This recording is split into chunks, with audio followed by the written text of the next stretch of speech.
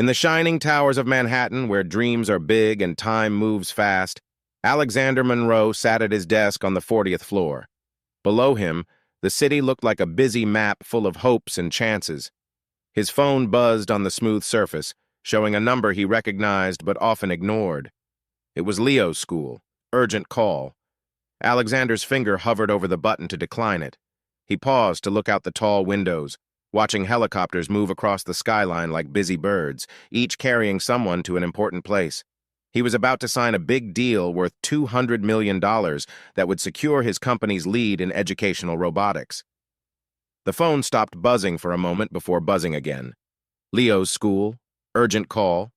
He pressed decline without thinking. 10 miles away in the bright nurse's office of Piton Academy, 10-year-old Leo Monroe sat on a table covered in paper, a cut on his scraped knee. His school uniform was messy and torn from falling during recess. "Do you want me to call your dad again?" asked Mrs. Henderson, the school nurse, her voice warm with caring concern. Leo's dark eyes, much like his father's, looked down at the floor. "Kai is busy," he whispered. "He's always busy." Mrs. Henderson felt a bit sad as she noticed this brilliant boy pretending that being forgotten didn't hurt. Meanwhile, in his office, Alexander was laughing and shaking hands with investors from Tokyo. His phone lay silent, showing only his own success on its dark screen. But deep in the city's pulse, something different was changing, and neither father nor son knew that their lives were about to shift in a big way. In the contrast between father and son, between great success and true meaning, between the tall towers of Manhattan and the simple classrooms of Brooklyn, something was starting to rise, a force that would soon disrupt Alexander's carefully built world and turn it into something new, a world that could only be fixed with love. Alexander Monroe was known as a leader in educational robotics, having transformed how children learn with technology. His company, Neural Path Technologies, made him wealthy by creating machines that fit every child's way of learning and help them reach their potential. The sad part was that he couldn't apply the same to his own son. Their tall apartment on the Upper East Side stood as a symbol of success, but also loneliness.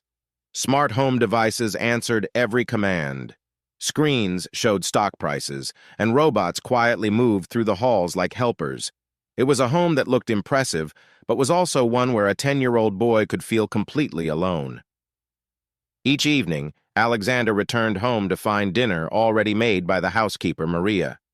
Leo would sit alone at the large dining table, homework laid out before him like a strategic plan, waiting for his father. "How was school today, son?" Alexander would ask, not looking up from his device as he scanned market updates. "Fine," Leo would reply, the same word every day hiding many untold stories. "Good. Make sure you finish that math homework. The new tutoring program starts Monday." "Yes, sir." They ate in silence, the soft sound of forks and plates breaking the quiet, along with the distant hum of the city. Leo glanced up sometimes, wishing his father would look at him, but Alexander remained focused on his screens. After dinner, Alexander would retreat to his office for just a bit longer, working on emails that went late into the night, well past when Leo had gone to bed. Sometimes Leo would press his ear to the door, listening to the familiar sounds of typing and calls, imagining his dad was talking to him instead of investors around the world. Their home was decorated with awards and honors for incredible achievements. But what was missing were family pictures or signs that love ever existed there. In his own room, Leo would fall asleep, listening to his father's voice coming through the air vents, excited and engaged as he discussed business amounts and new products with coworkers. It was the most emotion Leo heard from him, but it was never directed to anyone close by. The walls made to keep hurt out also kept love out. In the quiet between father and son, a different kind of distance was growing, one that would soon demand attention that no amount of success or technology could fix. Leo Monroe was exceptionally smart, the kind of smart that left teachers amazed. At just 10 years old, he could build robots that challenged college students, code in 3 languages, and solve math problems that puzzled most adults. His mind was sharp and focused, but also very lonely. In his room, which looked more like a workshop than a kid's bedroom, Leo spent hours surrounded by wires, circuit boards, and half-finished creations. The walls held blueprints and diagrams, not the superhero posters usually found in boys' rooms. On his desk was a cherished photo, worn at the edges from being picked up so often. It showed a younger Leo, maybe 6 years old, on his mother's lap as she helped him build his first robot, a simple one made from cardboard and colored lights. They were both laughing, capturing a joy that lit up their world. Sarah Monroe had been gone for 4 years now due to an accident, unexpected and unfair. Leo hardly remembered her voice but held on to memories of her kind hands guiding his as she taught him that mistakes were just chances to learn. "Every broken circuit tells a story," she used to say. "Our job isn't to avoid mistakes, sweetheart. It's to fix them better than before." Now, Leo fixed things alone. He helped younger kids with toys, assisted classmates with projects, and even repaired Maria's radio. But no one could fix the emptiness growing inside him each day. His father chose work over time with him. On the night of his 10th birthday, Leo prepared a surprise. For weeks, he crafted a robot that would play Happy Birthday and display holographic candles. He waited in the living room until nearly midnight, the robot by his side, ready for its special moment. When Alexander finally got home, he found Leo asleep on the couch, still in his nice clothes, with his robot's battery dead beside him. "What's going on?" Alexander asked Maria the next morning as he pointed to the birthday decorations and the untouched cake. "It's Master Leo's birthday, sir. He waited for you." Alexander looked at the robot, its dark screen showing his surprised face. He had forgotten. With the busy days filled with reports and meetings, he had forgotten his own son's birthday.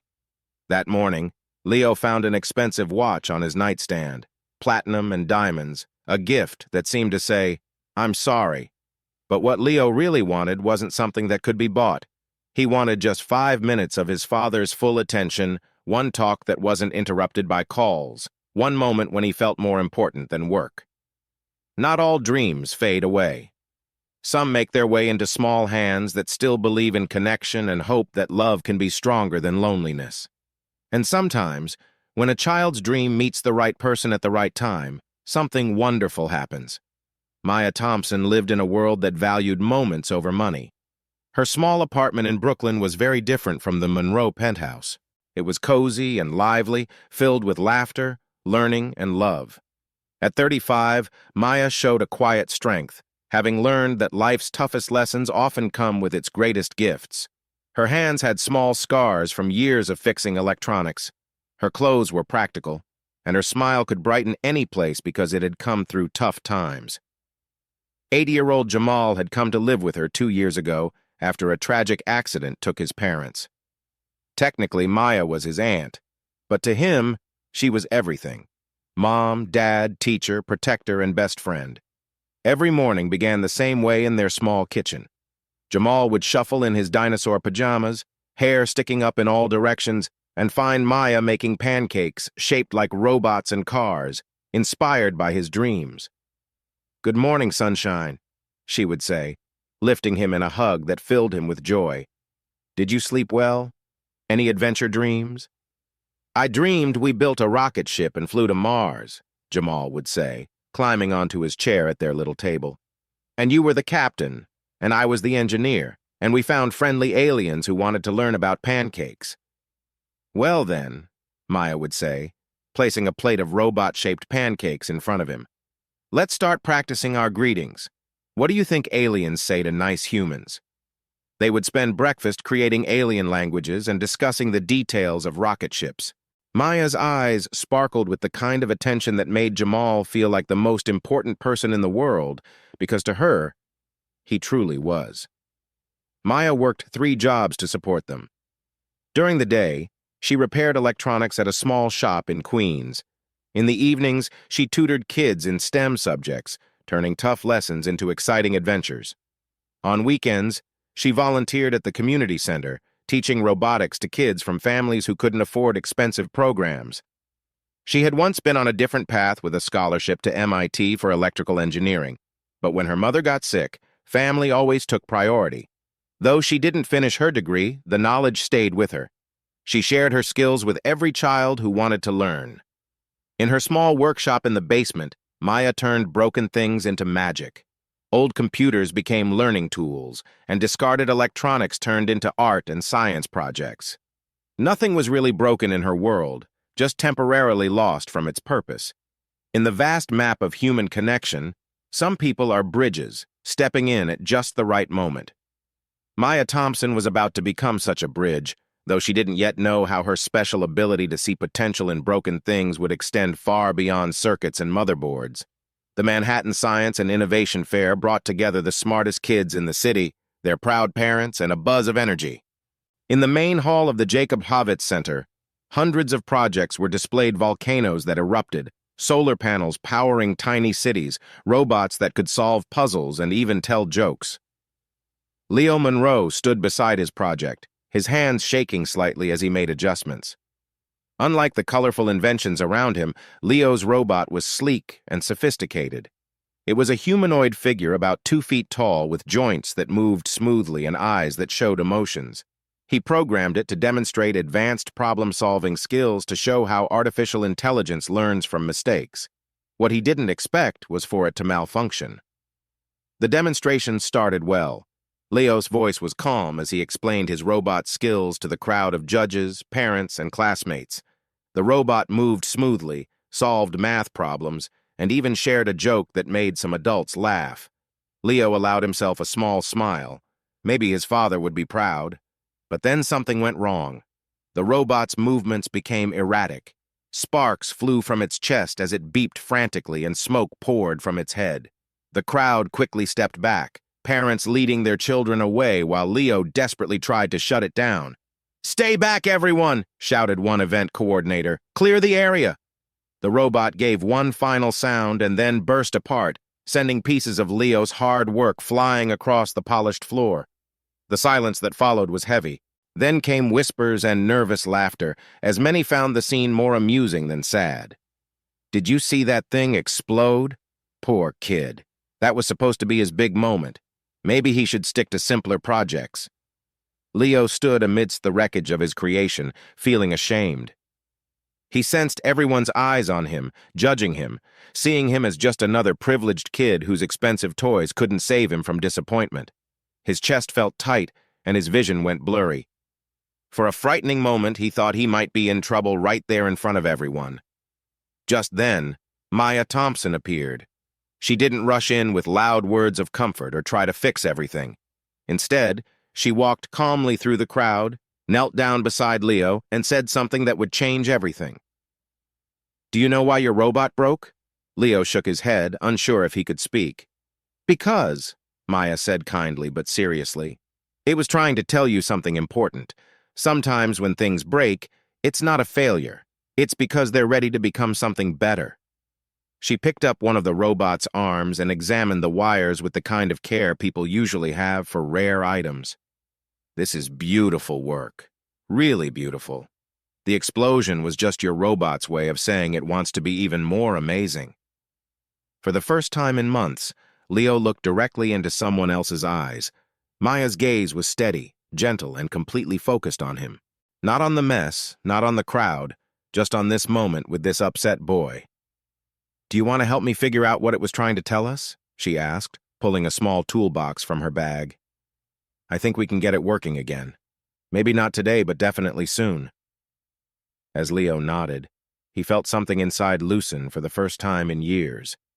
From the side of the crowd, Alexander Monroe, who had come just in time to see his son feel embarrassed, watched a stranger do what he had never learned how to do: make his son feel valued, not despite his mistakes, but because of his bravery to try. Around them, the crowd began to move on to other activities and projects, but Maya didn't leave. She sat on the floor beside the scattered pieces of Leo's robot, picking up parts and looking at each one with curiosity and respect. "You know what I see here?" she asked, holding up a circuit board that appeared ruined. "I see someone who was brave enough to take risks, someone who didn't just make something easy or safe, someone who dared to dream big." Leo wiped his eyes with the back of his hand, leaving marks of soot on his cheeks. "It was supposed to be perfect," he whispered. "Perfect is overrated," Maya replied with a smile. "Perfect doesn't teach us anything. Perfect doesn't help us grow. Perfect is just dull." From the side of the room, Alexander Monroe stood still, watching his son interact with this stranger in a way he hadn't seen since Sarah passed away. The woman, whose name he didn't know, was treating Leo's difficulty not as something to be ashamed of, but as a puzzle to solve. And Leo was responding, leaning into her attention like a flower seeking sunlight. For the first time in 4 years, Alexander Monroe began to see how much he didn't know about being a father. And so the stage was set for a moment that would change 3 lives forever. A bright boy who had forgotten how to hope, a successful man who had forgotten how to feel, and a caring woman who understood that the most important repairs happen not in workshops, but in hearts. The moment of their meeting was coming, hidden as a disaster, but filled with the chance for change. Alexander was not used to being turned down. In his 42 years, 30 of which he spent having various degrees of success, he learned that every person has a price. Every problem has a solution. Every difficulty can be overcome with the right mix of money, strategy, and willpower. Maya Thompson was about to show him something different.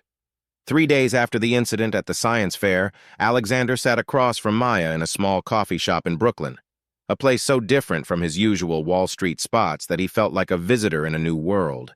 The walls were filled with local art, the tables didn't match, and the coffee was served in chipped mugs that somehow tasted better than the precise brew in his corporate meetings. Maya stirred honey into her tea, her movements relaxed despite the tension in the air. She had agreed to meet out of curiosity. Leo's father, the man who had watched his son struggle from a distance, who introduced himself with a business card instead of a handshake, wanted something from her. "I've done my research," Alexander began, his voice confident like when he talked about business deals. "You have an electrical engineering background from MIT. You didn't finish your degree, but you work multiple jobs, live paycheck to paycheck, and you're raising your nephew alone." Maya's expression didn't change, but something in her eyes showed she had heard this kind of thing before. "I'm offering you $5,000 a month," Alexander continued, "to tutor my son." That was more than 10 times the usual rate for private tutoring in Manhattan. You would work with Leo 3 afternoons a week, help him with his robotics projects, and prepare him for the competitions this spring. He slid a contract across the table filled with legal terms and payment details. This would solve your money issues right away. You could leave your other jobs, focus fully on Leo's education, and still have enough to take better care of your nephew. Maya picked up the contract but didn't read it. Instead, she studied Alexander's face, noting his confident demeanor and the lack of warmth when he spoke about his own child. "Tell me about Leo," she said gently. Alexander blinked, not expecting the question. "What do you mean? Tell me about your son. What makes him laugh? What scares him? What does he dream about at night?"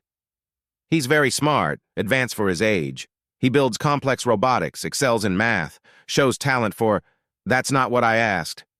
Maya's voice remained kind, but there was firmness beneath it. "I asked about Leo, not his schoolwork." Alexander fell silent, his fingers tapping on the table. For a moment, Maya sensed something change in him.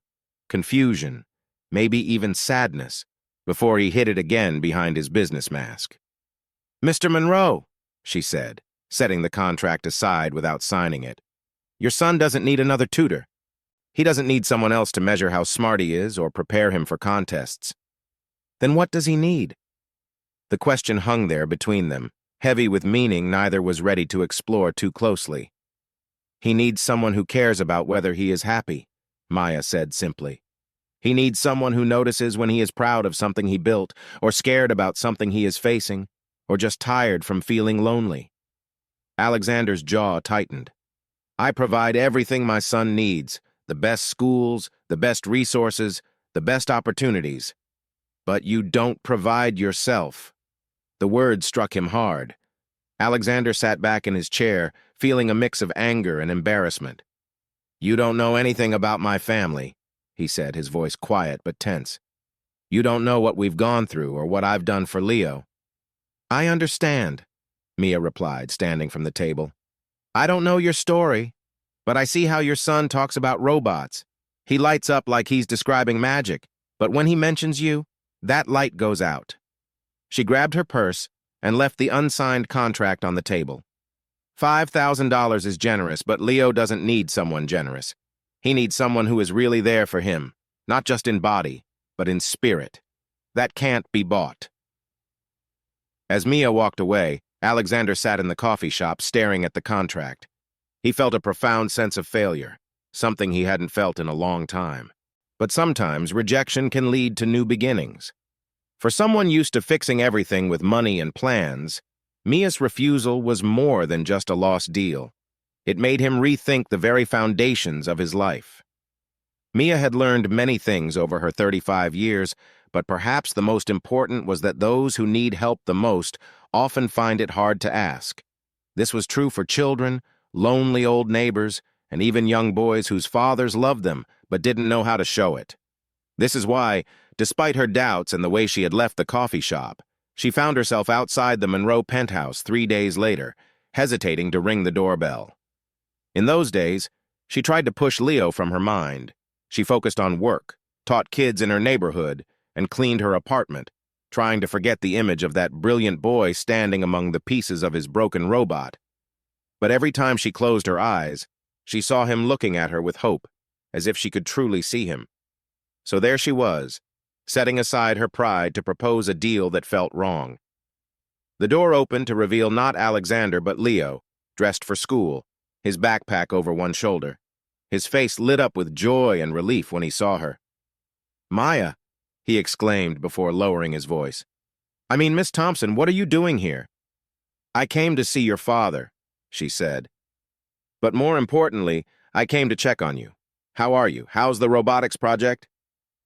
Leo's smile faded. "I haven't worked on it. Dad wants me to focus on other things. He signed me up for a few tutoring programs." Maya's heart sank. Alexander's answer to his son's struggle was more structure, more education, more of everything except what Leo truly needed. "Who's at the door?" Alexander called from inside. "It's Maya Thompson, Dad, the lady from the science fair," Leo replied. Quiet filled the space for a moment before Alexander appeared, masking his surprise. "Miss Thompson, I didn't expect to see you again." "Me neither," Mia admitted, "but I've thought a lot about our talk and I want to make a counterproposal." Alexander glanced at Leo, who watched carefully, showing he understood more than most kids his age should. "You're going to be late for school," Alexander told Leo. "But Dad, Maya's here to talk about school?" "Leo, now." The boy nodded, shoulders drooping as he walked past Maya to the elevator. She gently held his arm and whispered, "This is about you, okay? Your thoughts are important." Leo's eyes widened and he nodded before disappearing into the elevator. Once alone, Alexander motioned for Mia to enter. The penthouse felt even more overwhelming in the daylight's sleek lines and expensive technology showing off more than comfort or warmth. No family photos, no signs of a child living there, nothing hinting at home. "You mentioned a counterproposal," Alexander said as he settled into a chair that likely cost more than Mia's car. "He'll work with Leo," she said directly. "But not as his tutor, more like a mentor. And not for $5,000 a month, but for $500. Alexander frowned. "That's much less than I offered." "This isn't about money. It's about connection. He'll spend time with Leo, help him with projects, teach him about engineering and life. But I won't do it in an environment where he's only performing for grades." "Then where will you do it?" "My workshop, my neighborhood, the real world, where mistakes help you learn, and where people care about who you are more than what you can do." Alexander was silent for a moment, clearly weighing the decision. "There will need to be boundaries," he finally said. Mia almost smiled. "The only rule I need is your promise not to interfere with how Leo and I work together. The most important sign of progress is whether he's happier at home." "What if this is just a way to take advantage of the situation?" "I could have taken your $5,000 and done the bare minimum. I'm asking for less money and more trust. The real question is whether you'll let me help Leo." Alexander looked out at the city from the large windows, his reflection faint in the glass. For a moment, Maya saw a man who had built an empire but struggled in his role as a father. "When would you like to start?" he asked quietly. "Today, if Leo wants to. After school, I'll pick him up and bring him to my workshop in Brooklyn. We can work on that robot and then see what happens." "And you'll have him back by 8 o'clock?" He'll bring him back when he's ready. Some things can't be rushed, Mr. Monroe, especially the important ones. Alexander nodded slowly, and Ma realized that under all his control and careful planning, he was scared. Scared of failing his son, scared of losing him like he lost his wife, and scared of admitting that all his success meant nothing if he couldn't learn to be a father. Sometimes, when pride and fear meet in the space between what we want and what we need, something changes. The heart starts to take over the mind. Love begins to outweigh logic, and we find ourselves making choices we never thought we would make. For Maya Thompson, that moment had come. The moment when helping a lonely child became more important than holding on to her beliefs. Maya's workshop was in the basement of an old warehouse in Red Hook, Brooklyn. It was a place so different from the Monroe penthouse that it felt like it came from another planet. The ceiling was low, with colorful pipes crisscrossing overhead. Workbenches lined the walls, filled with projects in various stages of completion, radios being fixed, computers getting repaired, and toys being worked on. The air smelled of coffee and the warm energy of people who saw potential in broken things. Leo Monroe stood in the doorway, his tidy school uniform looking out of place among the chaos, his dark eyes wide with wonder. "Welcome to my workshop," Maya said, stretching her arms to show him the space. "It's not fancy, but everything here has a story, and many of those stories have happy endings." She led him to a workbench where pieces of his broken robot were laid out like a puzzle waiting to be put back together. But Maya had done more than just collect the pieces. She had organized them and made a guide showing how each part connected to the others. "You fixed it," Leo whispered, his fingers hovering over a circuit board that had seemed completely broken just a few days ago. "I saved the pieces," Maya corrected softly, "but you're the one who's going to put them back together in a new way, and this time, it will be better." For the next hour, Maya watched Leo work with a focus that showed he had found something he didn't know he was looking for. She didn't hover or interfere. Instead, she worked on her own projects nearby, ready to help if he needed it, allowing him to discover answers on his own. The workshop buzzed with comforting sounds, the gentle hum of tools, the soft clicks of parts being connected, and the occasional joyful shout when a circuit lit up. Other children from the neighborhood moved in and out, working on their own projects, creating an atmosphere of teamwork that Leo had never known before. "Maya," Leo said, his voice unsure like kids sound when they worry their thoughts aren't important. "Why did you agree to work with me? My dad can be tough, and I'm not really good at building things. My robot broke." Maya put down her tool and turned to him. This was the moment, the question beneath the surface, the real reason Leo's robot had malfunctioned. "Can I tell you a secret?" she asked. Leo nodded. "The best engineers I've ever seen, the truly brilliant ones, have something in common. They've all made things that exploded, fell apart, or simply didn't work. Want to know why? Because they made mistakes. They were brave enough to try things that might fail. Anyone can follow instructions and build something that is sure to succeed. But it takes true courage to explore new ideas, to take risks, to discover something great." Maya picked up one of the robot's arms, showing Leo the careful wiring he had created. "This work shows someone who's not afraid to dream big. Your robot didn't break because you aren't good at building. It broke because you were trying to create something amazing, and amazing things sometimes have setbacks before they fly."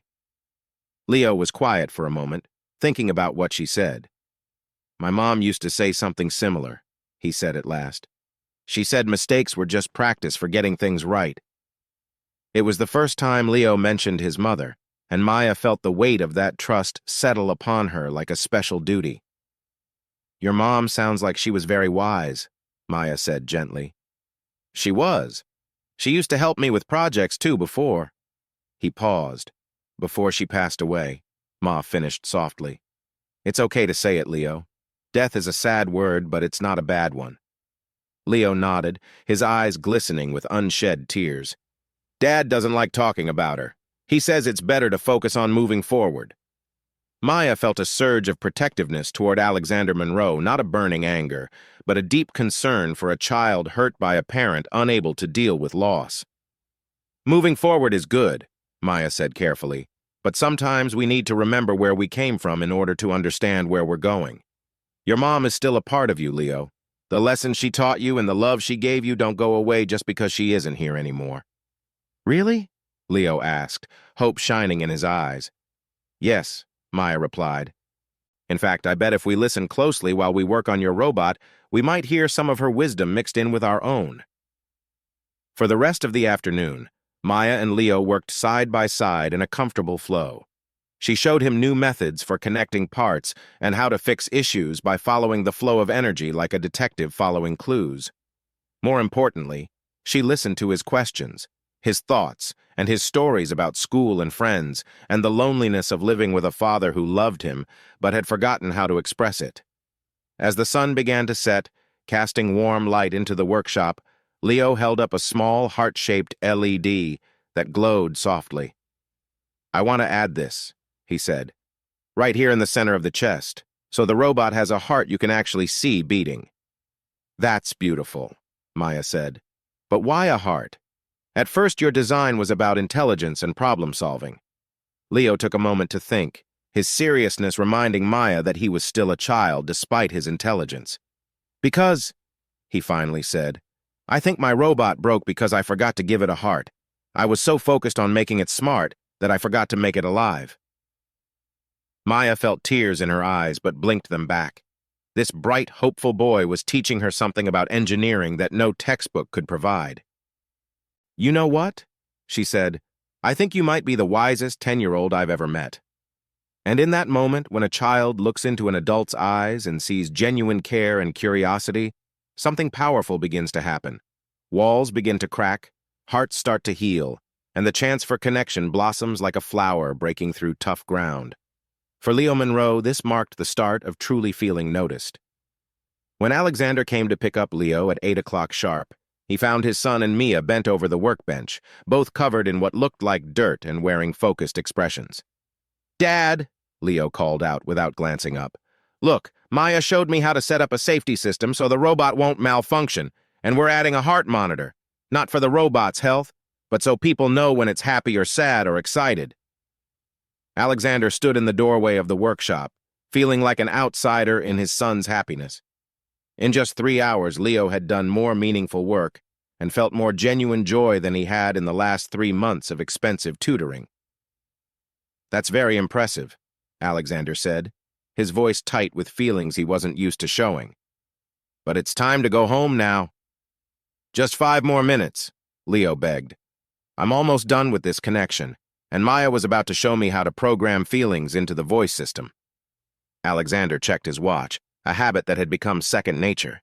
You have homework to finish, and I have calls with Tokyo starting at 9 o'clock? Leo's eyes dimmed a bit, but he nodded. Yes, sir. Mia watched this exchange carefully, noticing how Leo's shoulders drooped when homework was mentioned, and how Alexander's jaw tightened at the thought of work calls. There was a clear distance between father and son even in this moment of being together. Mr. Monroe, Mia said softly, would you like to see what Leo has accomplished today? Alexander glanced at his watch again. Maybe another time. We really should get going. Dad, Leo's voice was small but firm. Please, just look for 1 minute. There was something in his son's tone, a quiet plea that reminded Alexander of his own childhood, causing him to stop and walk over to the workbench. His fancy shoes seemed out of place on the paint-splattered floor. Leo's robot had changed. What had once been a pile of scattered pieces was now taking shape as something new. The basic structure was still there, but the design had improved. It had softer edges, smoother curves, and in the center, a glowing red heart lighting up the surrounding circuits. The heart was Leo's idea, Mia said softly. He realized his original design was missing something important. Alexander stared at the robot, seeing not just a technical creation, but also what it represented. His son, his bright yet lonely son, had understood something he had tried to avoid for years, that intelligence needs emotion to be truly meaningful. It's amazing, Alexander said, meaning it for the first time in months. Leo's face lit up with a smile so bright that it felt like a wall inside Alexander was breaking down, a wall he had built after losing Sarah. Want to see it move? Leo asked, his fingers already dancing over a small control tablet. The robot came to life with smooth, almost lifelike movements. Its LED eyes blinked slowly as if waking up, and when it spoke, its voice was warm and filled with personality, not the coldness of usual machines. "Hello?" the robot said, turning to focus on Alexander. "You must be Leo's father. He talks about you a lot." Alexander felt his throat tighten. "What? What does it know about me?" "I programmed it with some basic info," Leo said, suddenly looking unsure. "I hope that's okay. I told it you're really smart, and that you build robots too, and that you work hard to take care of us." The robot's chest light pulsed gently. "Leo says you are very busy, but that you love him even when you can't show it. He hopes someday you'll have time to build something together." The workshop grew quiet, with only the soft hum of machines and distant city sounds outside the windows. Alexander looked at his son, seeing him clearly for perhaps the first time since Sarah's funeral, not as a responsibility or problem, but as a person with feelings, dreams, and needs beyond just school. "Leo," he said quietly, "I'm sorry for not noticing you, for not listening to you, for thinking that just providing for you was the same as being with you." Leo's eyes filled with tears, but they were different from those he had shed over broken toys and missed celebrations. These were tears of relief from a child who felt finally seen by the person whose opinion mattered most. "Can we build something together sometime?" Leo asked. "Not for a competition or anything, just for fun." Alexander looked around Mia's workshop at the creative chaos, evidence of projects made from passion instead of profit. It was proof that the best ideas come from the heart. "I'd like that very much," he said. "In fact, I'd like that more than anything. But change is rarely easy, like circuits needing to be rewired, hearts needing to open, and relationships needing to be rebuilt from the ground up. For Alexander Monroe, the real journey was just starting. In the following weeks, something wonderful started to grow in Mia's workshop. What began as an arrangement between adults blossomed into a true friendship between teacher and student, mentor and learner, and a caring adult and a curious child. Leo came every afternoon, tired from navigating the social challenges of school, but excited for the hours of creative freedom ahead. Mia welcomed him with her warm smile and genuine interest in his day, creating a space where Leo could share both his wins and his struggles. "How was school today, genius?" Mia would ask, using the nickname that had naturally formed between them. "Mrs. Patterson says I need to work on teamwork," Leo would say, hanging his blazer on a hook Mia had put up just for him. "I think that means stop correcting other kids' math mistakes." "Ah," Mia nodded seriously. "The classic gifted kid problem. Want a secret? The smartest people I know listen more than they talk. Maybe we can work on that while we build." They would work on robots and programming, but also on the important lesson that intelligence is a gift to be shared, not a weapon to use against others. Maya taught Leo that showing off often came from insecurity and that real confidence was about lifting others instead of putting them down. The workshop became a place where Leo could be both brilliant and playful, where he could ask questions without worry and make mistakes without fear of consequences. He learned to solder with steady hands, fix code with patience, and face challenges with creative ideas instead of just logic. But maybe most importantly, he learned to communicate. "Maya," he said one afternoon while working on a robotic arm that could paint, "do you think Dad wishes I was different?" Maya paused her work and gave Leo her full attention. She knew that was one of the best gifts she could give him. "Why do you ask, sweetheart?" "Sometimes I see him looking at me like he's trying to understand me, like I'm a puzzle he can't solve." The honesty in Leo's voice touched Maya's heart. Here was a 10-year-old boy trying to figure out his father's love with the only way he knew how, through engineering logic. "Can I share something about your dad?" Maya said carefully. "I think when he looks at you, he sees your mom. You have her eyes and smile when you're really focused. And I think that makes him happy and a bit sad, too. Is that why he doesn't look at me much?" "Oh, honey." Maya pulled Leo into a hug, feeling him relax against her shoulder. "Your dad loves seeing you. He just hasn't learned how to show it well. When people lose someone they care about, they sometimes build walls to protect their hearts. But those walls don't just keep out pain. They block love, too." "So, How do I get past those walls? You're already doing it, just by being yourself and being patient with him while he learns to be your dad again. Meanwhile, unknown to Maya and Leo, Alexander was changing too. He began coming to the workshop a little early each evening, not rushing Leo, but hanging back to watch him work. He noticed the easy friendship between Maya and Leo, how she made complicated ideas simple and celebrated Leo's wins while helping him understand his mistakes. One night, Alexander asked Maya how she made Leo feel so comfortable with failures. "How do you do that?" he asked. "At home, when something goes wrong with his projects, he gets upset and wants to quit." "Because here, mistakes are lessons," Maya explained. "They help us see what we're building in a new way. At home, I bet mistakes feel like he's not living up to your expectations." Her words stung because they were true. Alexander realized he had been treating fatherhood like business, focusing too much on perfection. "I don't want him to be afraid of making mistakes," Alexander said quietly. "Then you have to stop being afraid to make mistakes yourself," Maya replied. "Kids learn more from our actions than our words. If Leo sees you taking chances, handling mistakes, and bouncing back, he'll understand that failing is just part of learning. But real growth needs the right environment to thrive. It needs a foundation of trust, honesty, and acceptance." In Maya's workshop, all of these were helping Leo grow not just in skills, but in healing and change.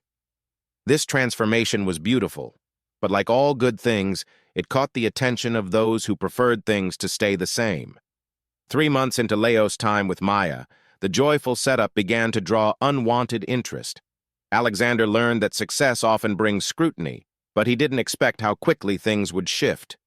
A photo showed up online of Leo leaving Maya's workshop, paint on his clothes and a big smile, with Maya's hand gently on his shoulder. The picture was shared widely with buzzing comments about Alexander's parenting and Maya's qualifications. The situation escalated during a board meeting at Neural Path Technologies when board member Patricia Hawthorne raised concerns about Alexander's choices. "I've been hearing from investors about this situation with your son," she said, her authority clear. "Your child is receiving lessons from someone without a college degree while you promote educational technology to wealthy families." "Maya Thompson has more practical experience than many PhDs, Alexander replied, struggling to keep his calm. "I'm sure she's talented," Patricia continued, "but this raises questions about your judgment as a leader. How does it look when you can't provide proper educational options for your own child?"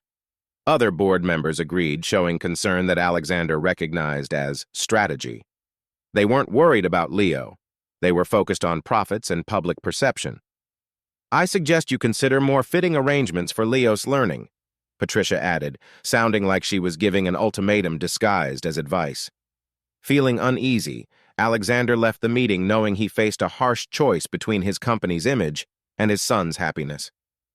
That evening, he arrived at Maya's workshop to find Leo upset over a broken robotics project. Instead of a calm response, Alexander reacted with frustration. "Leo, you need to be more careful. These problems could have been avoided if you followed the steps," he snapped. The workshop grew quiet. Maya looked up, her expression calm, but her eyes filled with concern. Leo's face turned red as he looked at the bits of his project. "I was being careful," Leo said softly. "Sometimes things break, even when you try your best." "Nothing should break if you do everything right," Alexander replied, letting his frustration seep into his voice. Maya stood slowly, setting down her tools with intention. "Mr. Venro," she said, her voice steady, "can we talk privately for a minute?" They stepped into the alley behind the workshop, where the noise of the traffic helped hide their conversation. "What happened?" Maya asked, getting straight to the point. "Nothing happened. I'm just trying to help my son with his work," Alexander replied. Maya's words were blunt, but she spoke calmly. 3 months ago, you couldn't even tell me what makes Leo happy. Now you're suddenly an expert on his work habits. What changed?" Alexander looked away, staring at the brick wall instead of meeting Maya's gaze. "There are pressures you don't understand. Expectations, responsibilities. To whom?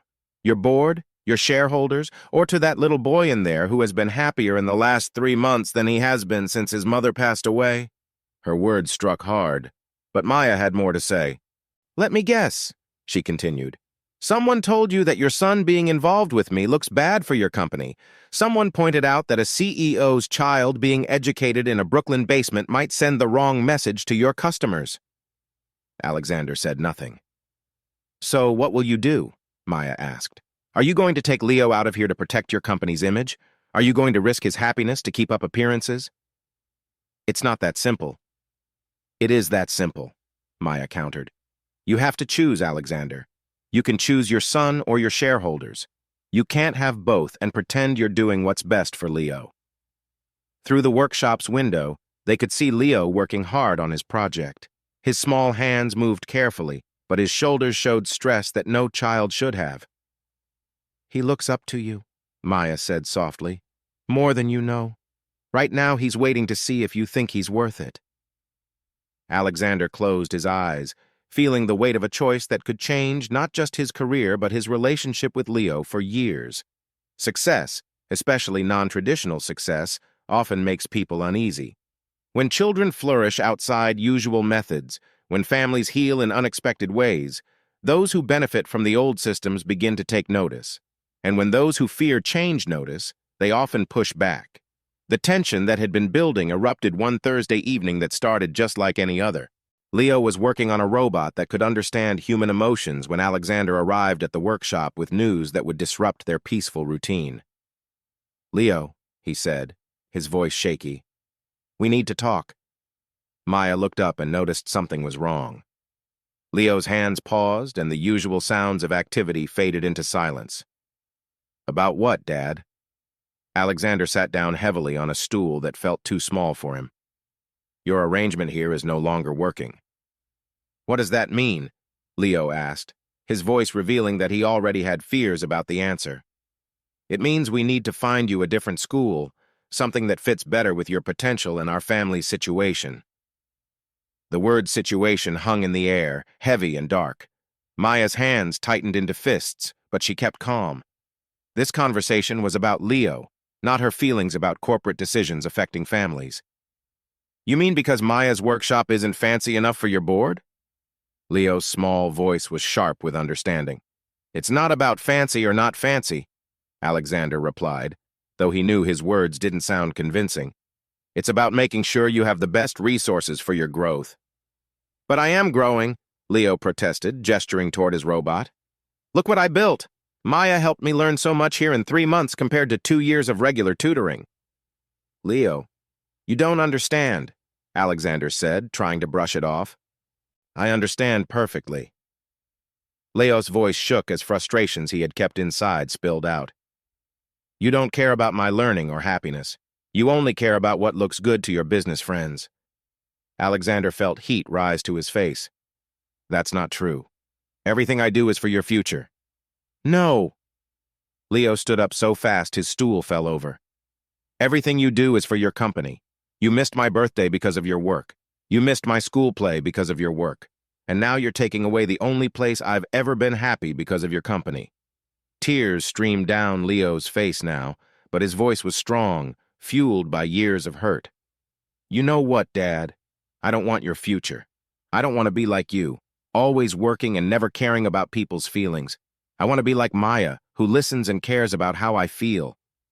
Each word hit Alexander hard, but his pride made him defensive instead of understanding. Maya is not your parent, he said sharply. I am, and I'm trying to do what's best for you even if you can't see it right now. What's best for me, Leo shouted, is having someone who wants to spend time with me.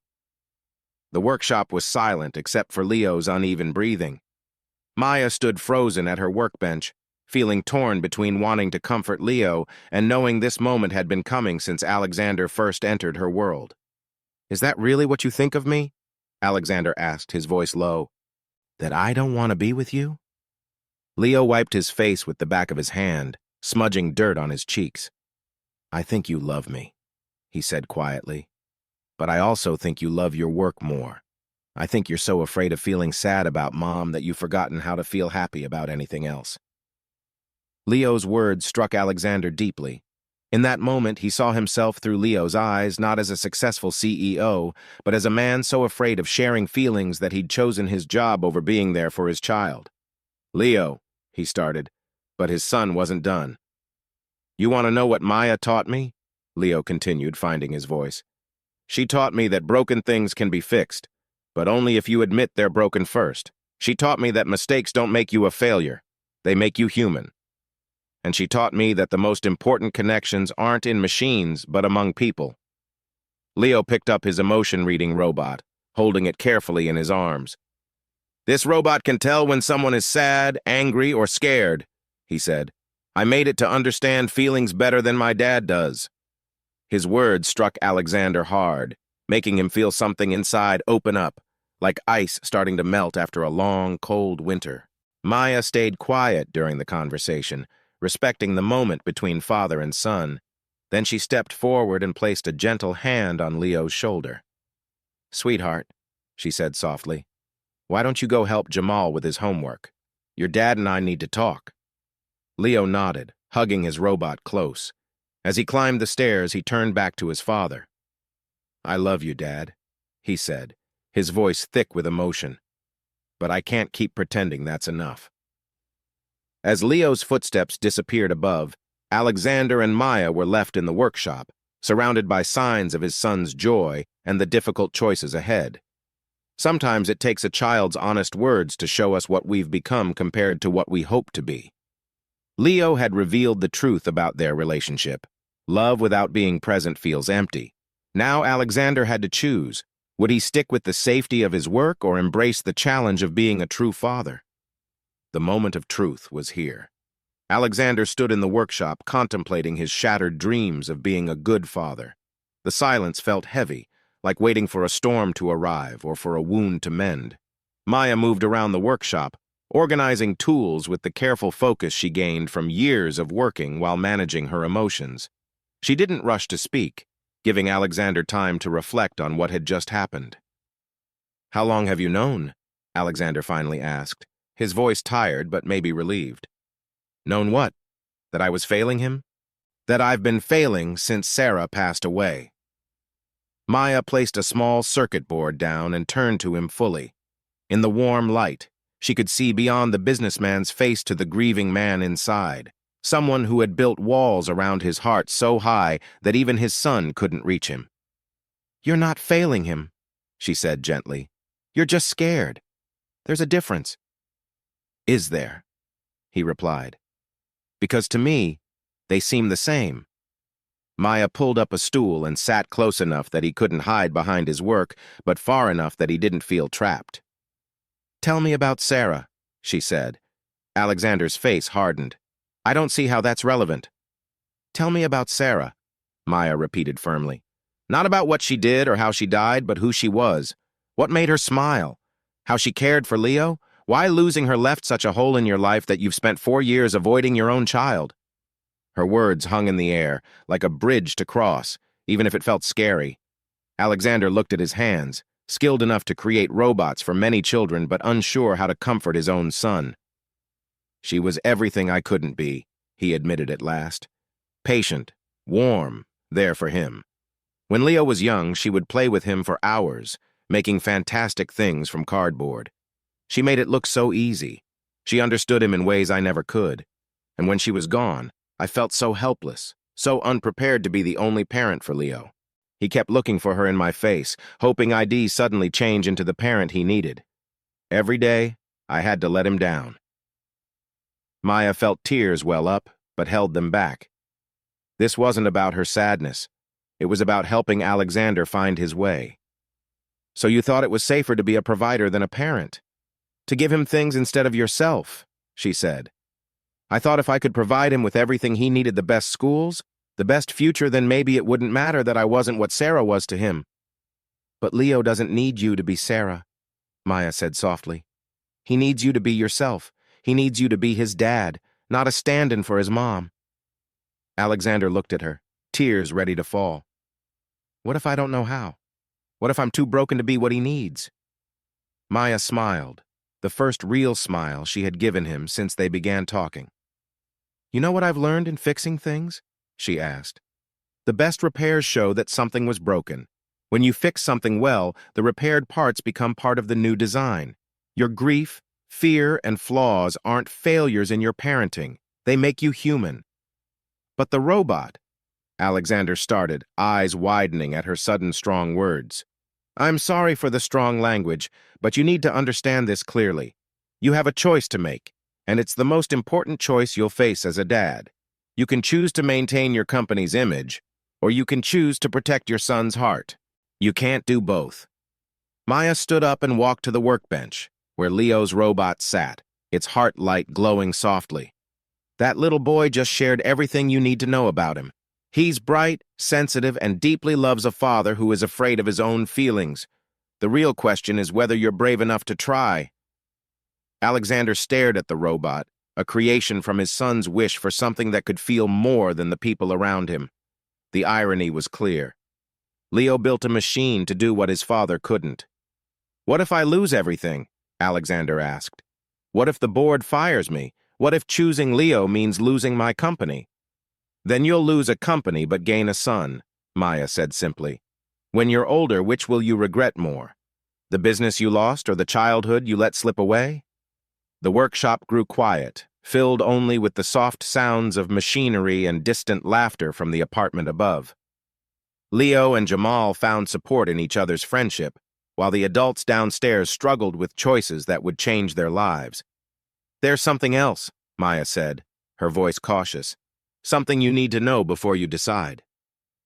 Alexander looked up, sensing she was about to say something important. Leo asked me last week if I thought you might ever want to adopt Jamal. The words struck Alexander hard. What? He reacted, surprised. He mentioned how nice it would be to have a little brother, and how much Jamal would enjoy living in a big apartment with all those cool robots. He asked if I thought you'd be open to welcoming another child into your family. Alexander felt a mix of emotions he struggled to name. What did you tell him? He asked urgently. I said that adoption is a serious choice that needs to be made by both parents, and that he shouldn't get his hopes up about something that might not happen. But Maya, she continued, her voice gentle, the fact that he's thinking about it shows how generous his heart is.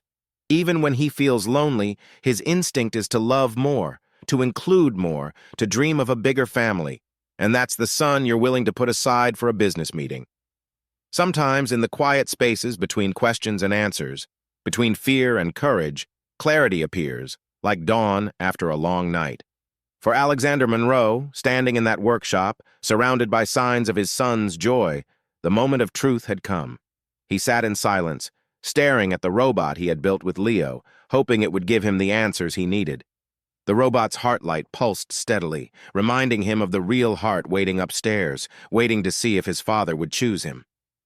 Maya, he finally spoke, his voice a whisper. What if I'm too late? What if I've already hurt him too much? Maya moved a little closer, sitting so she could look him in the eye. Let me tell you about kids, she said. They are very strong, able to handle much more than we think, and just like machines, they can be changed.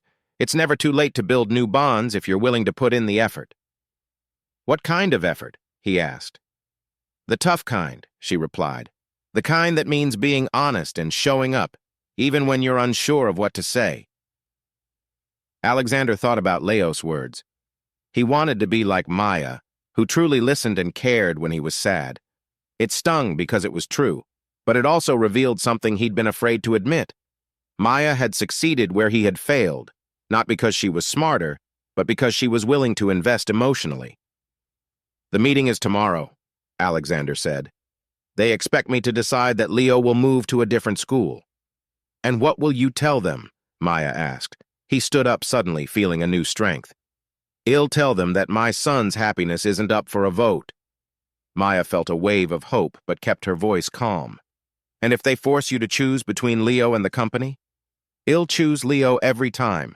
I should have chosen him from the start. The certainty in his words surprised them both. Alexander felt something change inside, not breaking but awakening. For 4 years he had acted out of fear after losing Sarah. Yet standing in that workshop, surrounded by evidence of his son's creativity and joy, he understood that love was not something to hold tightly, but something that grew when shared. I need to talk to Leo, Alexander said. Are you sure? He's pretty upset right now. I'm sure. And Maya, thank you for seeing him when I couldn't and for believing in him when I was too afraid to try. Maya nodded, her voice thick with emotion. Heads upstairs with Jamal. Third door on the right. With each step up the narrow stairs to Maya's apartment, Alexander felt he was moving from his old life to whatever came next. He found Leo and Jamal on the floor, surrounded by Lego bricks and toy spaceships, deep in a serious conversation. Alexander gently knocked on the doorframe. Can we talk? Leo looked up, his eyes still red from crying but guarded. Are you here to tell me more rules about school? He asked. No, Alexander replied, sitting down next to him, something he wouldn't have done months ago. I'm here to tell you you were right about a lot of things. Leo stopped building his Lego spaceship. What do you mean? I mean you were right when you said I cared more about my job than you. You were right when you said I was afraid of feeling sad about Mom. And you were right when you said I had forgotten how to enjoy anything else. Jamal watched them, wide-eyed, aware that something important was happening. But what you were wrong about, Alexander continued, was when you said you didn't want my future. Leo, you've already surpassed me. You created a robot that understands emotions because you wanted to make something kinder. You thought about adopting Jamal because when you're hurt, you choose to love more, not less. Leo's eyes filled with tears, but he kept looking at his father. Do you know what I learned today? Alexander asked. I learned that my greatest achievement isn't a job or a machine. It's you. I almost lost you because I was too scared to admit how proud I am. Really? Leo asked, eyes wide with hope. And I have an idea for you, Alexander said. Tomorrow morning I have a meeting where they'll ask me to choose between you and the company, and I'm going to choose you. But after that I might need a new job. How would you feel about starting a company with me? What kind of company? Leo asked, curiosity taking over his caution. Alexander looked around at the inventive mess, the proof that imagination was more important than strict plans. The kind that builds robots with hearts, he said. The kind that teaches kids that making mistakes is okay. The kind that puts people first, before profit. Leo stared at Alexander, searching for signs of the man who had chosen work over family before. Would Maya be our first employee? Leo asked. If Shell have us, Alexander replied. He has a real talent for coming up with ideas. Alexander glanced at Jamal, who was quietly listening to the conversation. It seemed clear that he understood what was being offered, not just a job for his aunt, but a chance to be part of a family that was learning to grow despite hardships. I believe, Alexander said carefully, that any company worth building needs all the good ideas it can get. At that moment, Leo jumped into his father's arms, and they both fell back onto the bedroom floor, surrounded by Lego creations and Jamal's joyful laughter. I love you, Dad, Leo whispered against Alexander's shoulder. I love you too, son. I'm sorry it took me so long to show it. When someone finally understands what truly matters, the choices that once seemed hard can become clear. For a father who had spent years avoiding his own feelings, it was time to embrace them instead. The boardroom at Neural Path Technologies had always been Alexander's safe space, where logic ruled over emotion, and decisions were based on facts rather than feelings. But the next morning, as he sat at the head of the shiny conference table, surrounded by the 12 most influential people in his life, the room felt more like a courtroom, where his abilities as both CEO and father would be judged. Patricia Hawthorne opened the emergency meeting with a sharp tone, showing her authority. Alexander, she began, we're here today to discuss your son's unique schooling situation.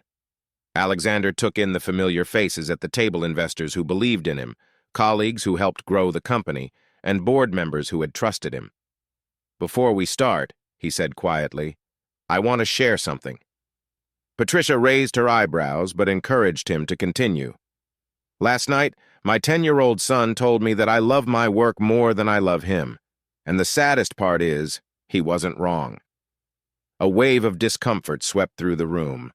This was not the type of conversation they were used to in these meetings. For 4 years, I thought building this company was how I provided for Leo and honored his mother's memory. But in truth, I was avoiding the hardest job of all, being his father. Patricia interrupted, We understand parenting can be tough. No, Alexander said firmly. If you truly understood, you wouldn't ask me to choose between my child's needs and your comfort with our corporate image. The atmosphere turned tense. Board member James Chen shifted in his seat, and CFO Margaret Williams seemed to be calculating the potential impact of Alexander's words. My son has learned so much more about engineering and empathy in 3 months with Maya Thompson than in 2 years of expensive tutoring. She's teaching him that failure is an opportunity, that creativity is more important than perfection, and that connecting with others is what truly matters. That sounds nice, Patricia replied, her tone impatient. But we still have concerns about our brand and how it looks when our CEO can't provide the same learning environment for his child. Alexander stood slowly, placing his hands on the table. It shows that our CEO knows that elite does not mean expensive and that learning shouldn't be isolating. It shows that we might actually know something about education that goes beyond what can simply be sold. Please, I'm not finished, Patricia said, her voice rising with authority. Maya Thompson took my lonely son and helped him remember how to hope. She turned his setbacks into chances to learn. And she did all of this in a small workshop for a reasonable fee. Alexander began pacing behind his chair, full of energy. Last week, Leo asked me if we could adopt Maya's nephew Jamal because he wanted a little brother. My quiet son was not dreaming of more toys or privileges. He was dreaming about expanding our family. The boardroom fell silent, save for the distant sounds of Manhattan traffic below. So here's my decision, Alexander said, returning to his seat but remaining upright. Leo will continue with Maya Thompson, not because I'm ignoring your concerns, but because my child's well-being is more important than how this looks to the outside world. Patricia's face filled with anger. If you go through with this, the board will have to rethink whether you're fit to lead. You're right, Alexander replied. I've let my judgment be clouded for 4 years, clouded by sadness and the wrong belief that being a good businessman meant being a good father. He pulled out an envelope from his jacket and placed it on the table. This is my resignation letter, he said, effective immediately. The quiet that followed was thick. Margaret Williams gasped, and James Chen looked shocked. You can't be serious, Patricia said, her voice tight. I've never been more serious, Alexander replied. I spent years building a company focused on education, and I forgot the most important lesson. Education isn't just about knowledge. It's about connection. My son showed me that yesterday. Maya has been teaching it to him every day. Think about what you're giving up, Patricia pressed. Your salary, your reputation.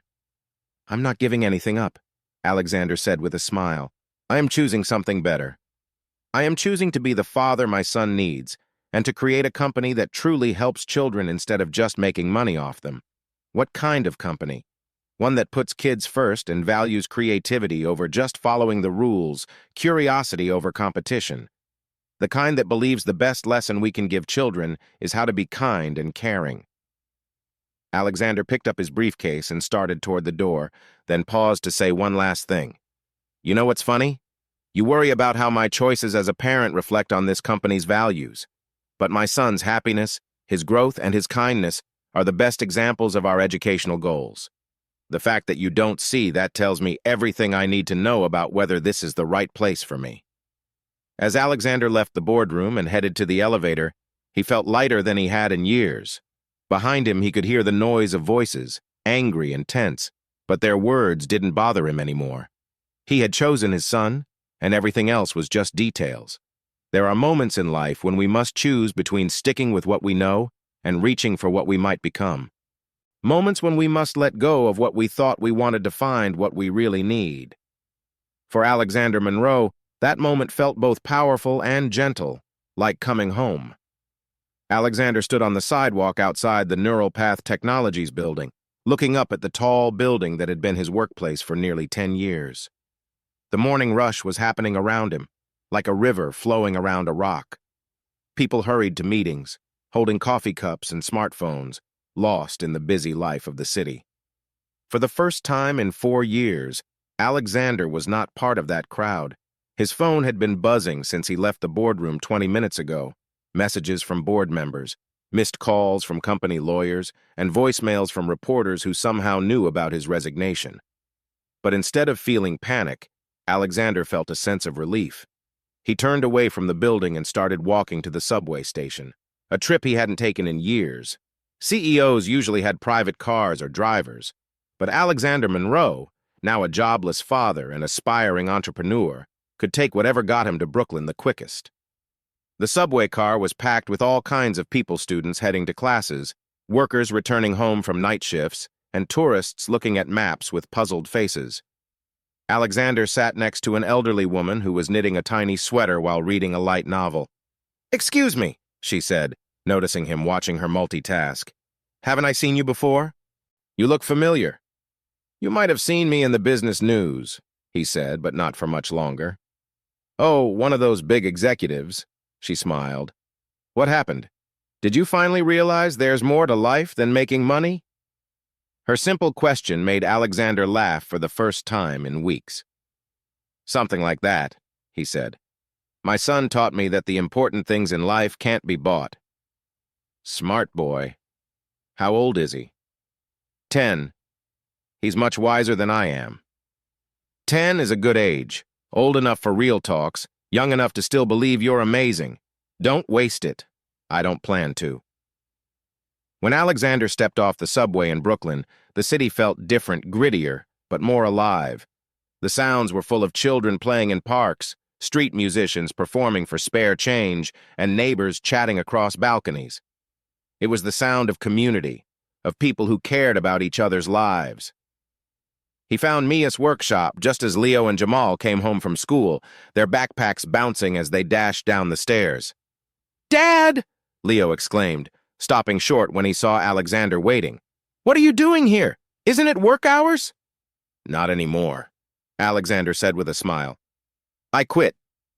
The groceries Mia was holding slipped from her hands, sending apples rolling across the floor. "You what?" "I quit. I told the board my son's happiness is more important than their profits." Alexander knelt down to help gather the apples, his fancy suit brushing against the floor. "I also mentioned starting a new company that builds robots with hearts." Leo's eyes widened. "You really chose me over the company?" "I really did, because this morning I realized companies can be rebuilt, but childhoods only happen once. I've already missed too much of yours." Jamal, listening closely, asked quietly, "Does this mean you might have time to help us with our science fair project?" Alexander looked at the 80-year-old, whose question felt important. "What kind of project?" "We're building a robot to teach kids how to build robots," Leo said. "Mia says the best way to learn is to teach." Jamal added, "And we thought if we make it good, we could start a program for kids who can't afford robot camps." Alexander felt a lump in his throat. These boys, his son, and a boy who could become his son, understood something he had spent years learning. Knowledge is meant to be shared, not kept. "I think," he said slowly, "that sounds like the perfect project for our new company." Mia, who had been quiet, stepped forward looking hopeful. "Are you sure about this? Starting a company is big, and it means changing your life." "Mia," Alexander said, "success used to mean profits and approval. But yesterday my son taught me that broken things can be fixed if you admit they're broken.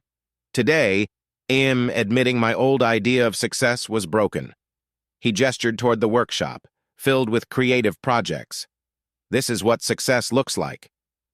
Children who are eager to learn, who see mistakes as a chance to grow instead of as failures, who want to share what they know rather than keep it to themselves. If we can create a company that nurtures this spirit, then we will have built something truly meaningful."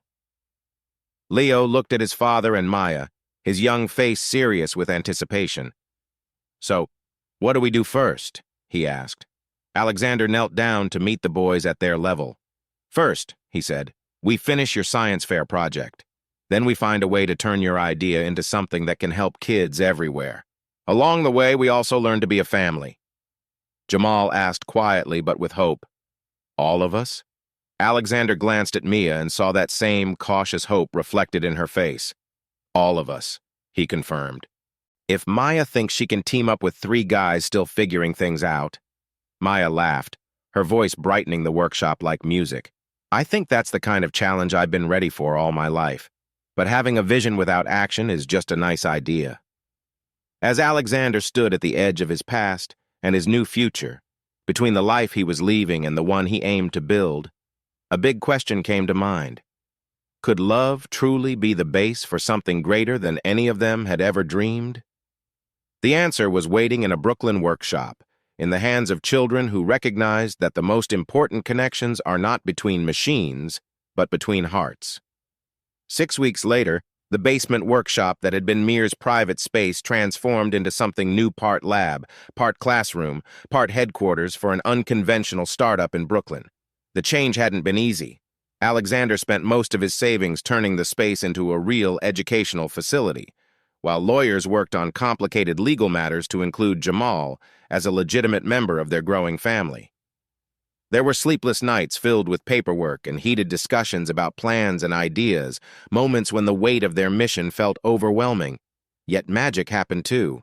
The first time Leo and Jamal programmed their teaching robot to help neighborhood children build their own simple circuits, Alexander understood Maya's lesson about the difference between education and just passing on information. The children weren't just learning about electronics. They were discovering their own creativity, their ability to take basic materials and turn them into something useful and beautiful. "Watch this, Dad," Leo called from across the room, where he was working with a group of kids aged 6 to 12. "Maria, show Mr. Monroe what your robot can do." Maria, just 6 years old, stepped forward with a shy but proud smile.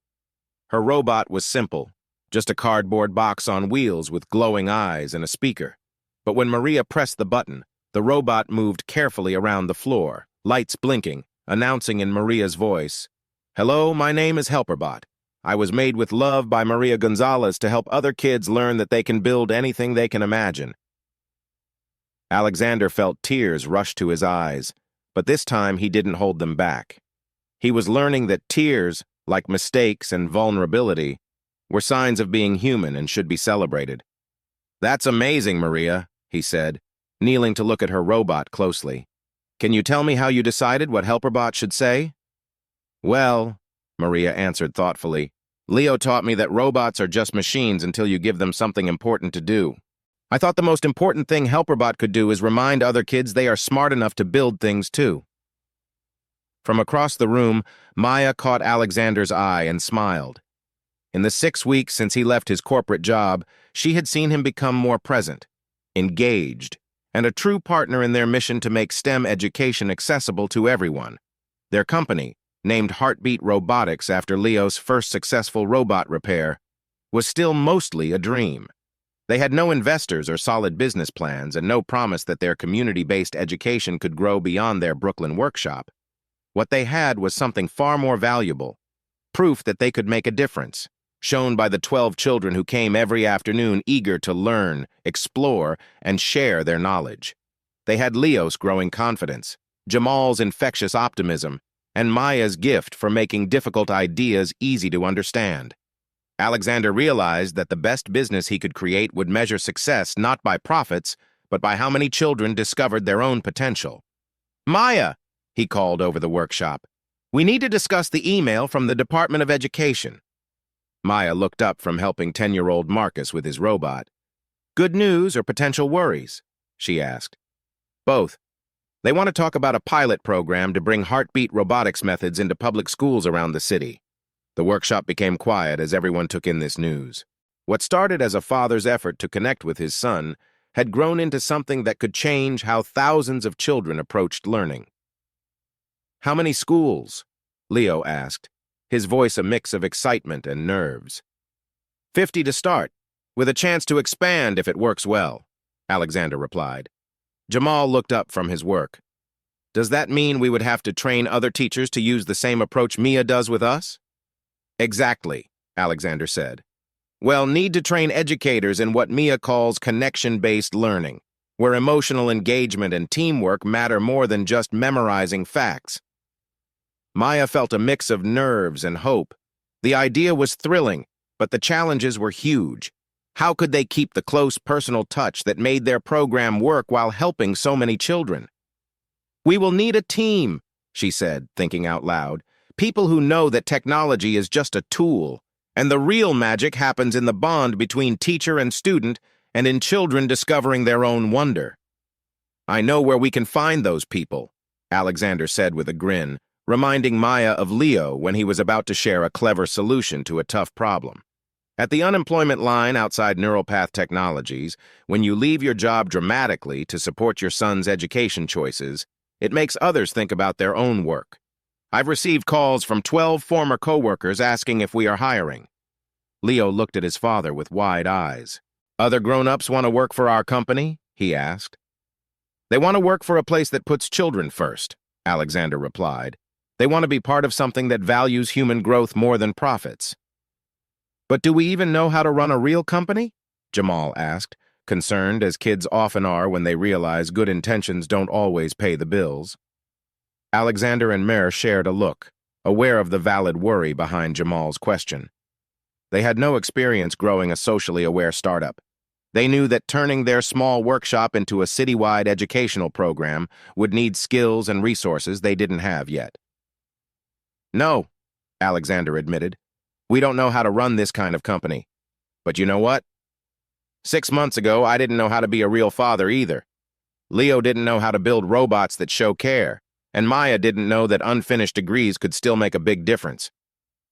He looked around the workshop, filled with signs of their shared learning journey. Robots at different stages of completion, and kids focused deeply on their work, showcasing their joy and growth. The most important things we've built here, Alexander continued, came from admitting we didn't know how to create them and then figuring it out together. I think we can use that same idea to grow a company. Maya nodded, feeling courage from his words. Plus, she added with a smile, we have the best team in the world for research and development. Who better to tell us what kids need from education than kids themselves? As Alexander left the boardroom and stepped into a future built on love instead of fear, he realized something that no school had taught him. The best businesses are not the ones that just make money, but those that help people thrive. The real work, about building a family, a community, and a meaningful legacy, was about to start. 18 months after choosing his son over stockholders, Heartbeat Robotics had transformed into something special. The converted warehouse in Red Hook pulsed with real learning, where children aged 6 to 16 worked together on projects that changed how they viewed technology and developed empathy. Each morning, Alexander rode his bike, often racing Leo and Jamal through Brooklyn, spotting interesting examples of engineering along the way. Instead of certificates of achievement, the walls displayed heartfelt letters from older residents whose loneliness decreased thanks to friendly robots.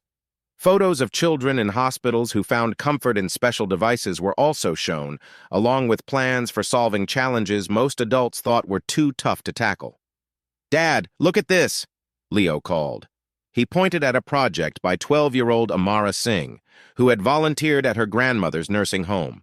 Amara had created a robot that could sense feelings, moving gracefully to offer support to those who seemed lonely. I noticed some people feel lonely for different reasons, Amara explained. So I programmed responses to help with that. Alexander felt a familiar warmth seeing young people realize their power to enact change through kindness. Amara had recognized a key issue and developed a solution that fostered human connection rather than taking it away. Similar activities were occurring throughout the workshop. Marcus, 14, had created beekeeping systems for city dwellers. 80-year-old Destiny was working on translation devices to help immigrant children share not only their words, but also their feelings and backgrounds. What was truly impressive was not just their technical skills, although those could amaze university experts. It was the deep understanding and empathy behind each design. These kids asked a vital question that is often overlooked. How will this impact the real people who use it? When dreams grow from love and community support, they can exceed expectations. What started as one father's effort to connect with his son was blossoming into something bigger. It showed that when children are trusted with real problems and given meaningful tools, they not only meet expectations, but exceed them completely. Dr. Jennifer Walsh, an educational researcher documenting their method, came in with unexpected guests.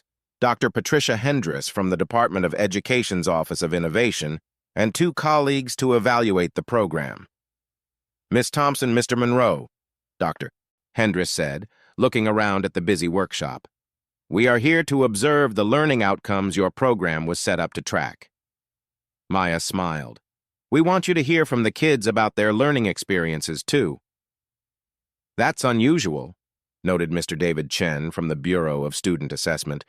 Normally, we focus on curriculum and measurable results rather than direct student input. Mr. Chen, Leo chimed in, what if understanding their learning is the most important outcome we can measure? The guests looked at this 13-year-old with surprise. In most schools, kids just learn for tests without knowing why or how they can help people. Here we ask who needs this and how to make sure it works, considering any unintended effects. What followed was an impressive 45-minute presentation of learning. Amara shared how her robot for loneliness changed based on feedback, showcasing a human-centered design approach. Marcus explained his beekeeping project with community and environmental considerations. Destiny introduced her translation device, focusing on how it helped teachers appreciate the strengths of immigrant children. Dr. Hendris remarked with newfound respect for the students' innovative solutions. Santos shared how these children connect with technology through a natural understanding of fairness. They are not just fixing technical issues, they are tackling deeper social problems. We combine technical education with teaching values, Maya noted. Every project starts with questions about who gains, who might be hurt, and how new ideas help everyone thrive. But how do you maintain academic standards? Mr. Chen asked. How do you show basic skills for high school? Before Alexander could answer, Dr. Angela Reeves from Columbia University walked into the workshop. I can help with that, she said confidently. Dr. Reeves had been studying robotics and was creating new ways to measure success that looked at not just knowledge, but how students used what they learned in real-life situations. Traditional tests measure what students remember, she explained, showing graphs on the workshop screen. But real measures look at problem-solving, developing solutions, getting feedback from users, and working together. The data showed that Heartbeat students were not only doing better academically than others, they were building skills that traditional programs often do not promote. They showed real empathy, Dr. Reeves continued. They naturally consider how their work impacts others at every step. This isn't something you can teach directly. It comes from environments that truly care about innovation. Leo stepped up, showing a diagram filled with colorful lines connecting different ideas. This is our mentoring platform, he explained. It shows how knowledge, skills, and support move through our community. The purple connections highlight emotional support in tough times. Green shows how we solve problems together, while gold represents shared ideas that improve understanding. You've created a way to visualize emotional learning, Dr. Reeves said excitedly. A system that shows how children develop empathy and teamwork through real interactions. We made a way to help each other better, Marcus added kindly. The measuring is just a side effect of caring. Dr. Hicks considered this. If you can measure this, we might have a new way to think about helping people grow. Exactly, Dr. Reeves agreed. Early results show this method helps young people become more skilled, more emotionally aware, and better at creating solutions that benefit everyone. But real success, especially the kind that changes old systems, often draws criticism from those who prefer the established way of doing things. Change makes some people uneasy, not because it fails, but because it works well, forcing them to question previous methods. 2 weeks after a positive review, Mia got a call from Dr. Patricia Whitmore, who wanted to discuss concerns about the Heartbeat robotics program. The meeting took place in a Stark conference room in Manhattan, intended to impress the importance of education oversight. Dr. Whitmore arrived with colleagues whose titles showed they prioritized institutional protection over student safety. We received complaints about your program, Dr. Whitmore started directly. We need to address these before you can renew your program. What kind of complaints? Alexander asked, feeling defensive about any threats to his son's well-being. Concerns included safety measures during hands-on activities, issues about supervision when using technical tools, and claims that your program isn't structured enough for grade-level learning. Maya recognized this as bureaucratic language focusing on liability rather than student outcomes. Can you tell us who made these complaints? Parents and children have shared overwhelmingly positive thoughts. I can't reveal sources during an investigation, Dr. Whitmore said neutrally. But some doubt whether emotional engagement should come before academic rigor. She read a long list of issues: insufficient documentation of learning goals, lack of standardized assessments, inadequate adult oversight for technical tasks, and no age-segregated learning environments. Those worries assume effective education requires these structures, Alexander argued, trying to remain calm. What if there are better ways to ensure safety, learning, and growth? Regulations exist to protect children, Dr. Whitmore replied. No matter the differences in viewpoints, you need to show you follow state rules. Have you looked at Dr. Reeves' data showing our students consistently outshine traditionally educated peers? Mia asked. Outcome data matters, but process compliance is essential. You cannot educate children in ways that fail to meet rules even with good results. What if these rules keep children from reaching their full potential? Alexander pressed. Dr. Whitmore's face hardened with institutional resistance. If you can't show compliance, your program will lose its status and shut down. Her words felt like a heavy blow, threatening everything they had built. Not just the program, but the community changed by their caring approach to learning. When institutional power meets real innovation, extraordinary things can happen. The systems meant to keep order can become tools for change. The structures built to uphold the past can pave the way for a brighter future. News about the compliance threats quickly spread through the Heartbeat community. By the next day, the students began organizing their response. Leo found his father focused on documents, looking like he was trying to solve a complex puzzle. "Dad, we need to talk," Leo said, sitting across from Alexander. "We heard about Dr. Whitmore's threats. Leo, you don't need to worry. We're not worried. We're upset and we want to take action." Leo started a presentation clearly made as a group. The adults trying to shut us down don't truly understand what we do. They are judging us based on assumptions rather than on how we learn together. "We want to invite Dr. Whitmore's team to spend a week with us," Leo said. "Not to inspect, but to take part in our heart-centered education. We will challenge them to solve a real problem using traditional methods." Jamal joined other students as they tackled the same problem using new methods that focused on understanding feelings and teamwork. Amara stepped up confidently. "We want to encourage them to create ways to reduce loneliness for older people in care homes. It impacts millions and needs both smart ideas and caring actions," she said. "This is something they say they value." Leo continued. "During their week here, they'll work in classrooms with fixed lessons, standard tests, and groups separated by age. We'll work in our Hansen workshop, helping each other and solving real problems together. At the end of the week," Marcus added, "we'll show our ideas to actual nursing home staff, residents, and their families. They can decide which ideas are more helpful and caring." Alexander looked at his son in surprise. These kids had come up with a plan that was both clever and kind. "That's amazing thinking, but why do you think they'll take on this challenge?" Leo smiled, replacing his childhood worry with excitement. "We're making it a public challenge. If they don't compare their ideas to ours, it will show that they care more about control than real learning." Maya, listening intently from her spot, was impressed by her students' smart thinking. "You know what? That's not just smart. It's exactly what we need to do. We'll document it all, invite education researchers as observers, and prove that learning with heart doesn't just lead to better results but shapes the kind of people the world needs." Alexander felt a rush of pride and amazement.